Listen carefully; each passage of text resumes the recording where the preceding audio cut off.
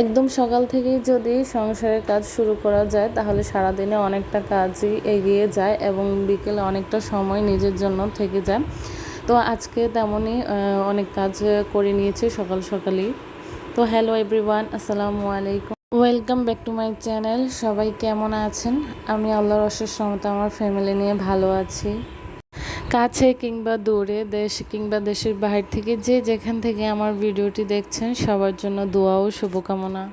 আপনাদের মাঝে আরও একটি নতুন ভিডিও নিয়ে হাজির হয়ে গেলাম। না টেনে পুরো ভিডিওটি দেখতে থাকুন, আশা করি ভালো লাগবে।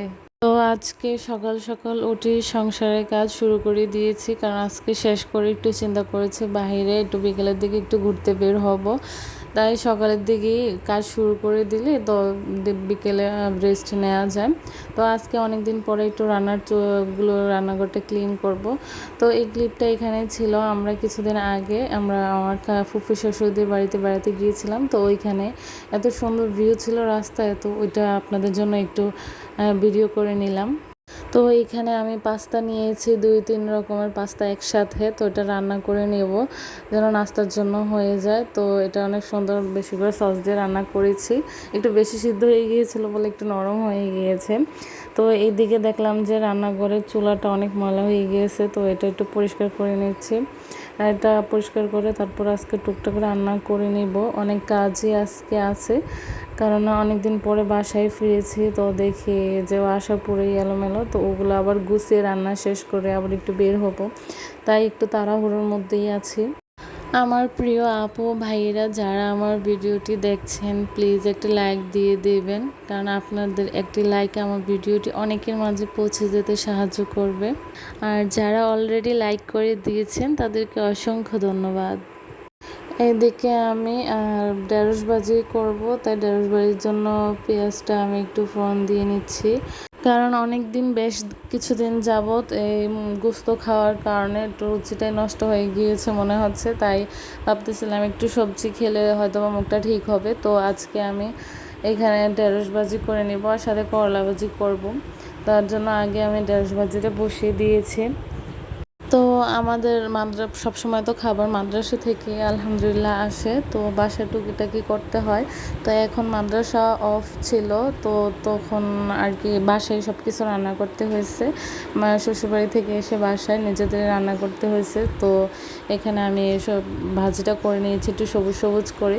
তো ফ্রিজে দেখলাম যে কিছু কোয়েল পাখির ডিম রয়ে গিয়েছিল, কারণ বাবুকে দেশি মুরগির ডিম যখন পাই তখন খাওয়াই, এছাড়া কোয়েল পাখির ডিম খাওয়ানো হয়।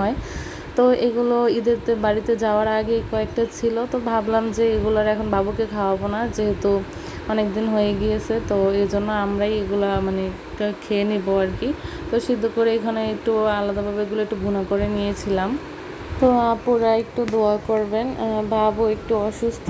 বাবুর কেন জানি মানে 2-1 মাস হবে লোল পড়তেছে, কিছুদিন পরে আবার কিছুদিন একটু অফ থাকে। তো এখন আমি ওষুধ খাওয়াইছি, 2-3 জায়গা থেকে ওষুধ খাওয়াইতেছি, তারপরও কমতেছে না, এখন বুঝতেছি না। এখন আবার আল্লাহর রহমতে একটু কম। দোয়া করবেন যেন আপুরা একটু তাড়াতাড়ি সুস্থ হয়ে যায়, কারণ এটা নিয়ে একটু টেনশন লাগে। তো এইদিকে আমার ঢেঁড়স ভাজি কমপ্লিট এবং সাথে আমি ডিমটা একটু ভুনা করে নিয়েছি।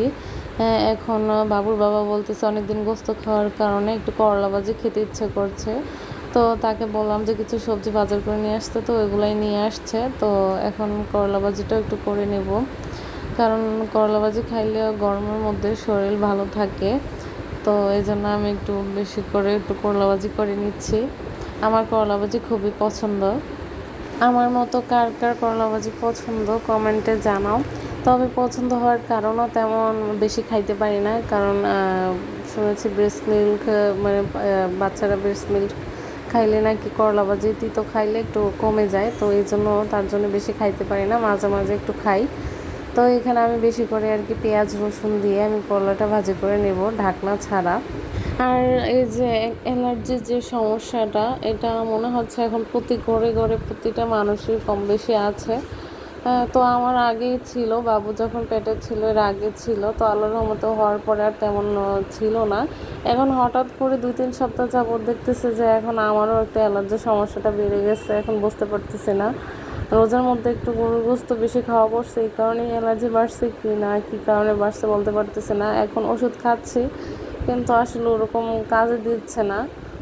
মানে অ্যালার্জি যে কি মানে ভুগতেছি যা বলার মতো না।